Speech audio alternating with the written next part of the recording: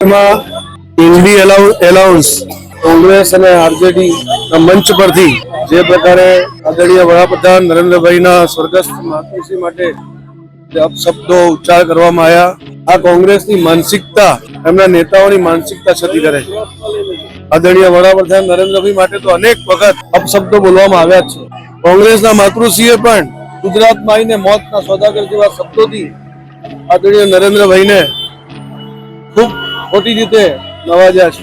ભારતીય જનતા પાર્ટીના કાર્યકર્તાઓ ક્યારેય પણ આવા શબ્દોનો ઉચ્ચાર કરતા નથી, પરંતુ સામેના વ્યક્તિઓ ક્યારેય પણ સારા શબ્દો ઉચ્ચાર નથી કરી શકતા, પરંતુ અપશબ્દોથી હંમેશા આગળ વધે. આ વખતે તો હદ વટાઈ નાખી. એ માતાજીને રાજકારણ સાથે કોઈ લેવા દેવા નહીં, દુનિયામાં હયાત પણ નથી. એમના માટેના આવા અપશબ્દો જરા પણ સહન થાય એવું નથી.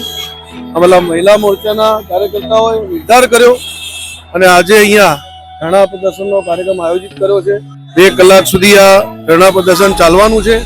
ત્યારબાદ કલેક્ટરશ્રીને આવેદનપત્ર પણ આપવાના છીએ અને આવી કોઈ ઘટના ભવિષ્યમાં ના બને તે માટે નમ્ર અરજ કરવાના છે. ધન્યવાદ.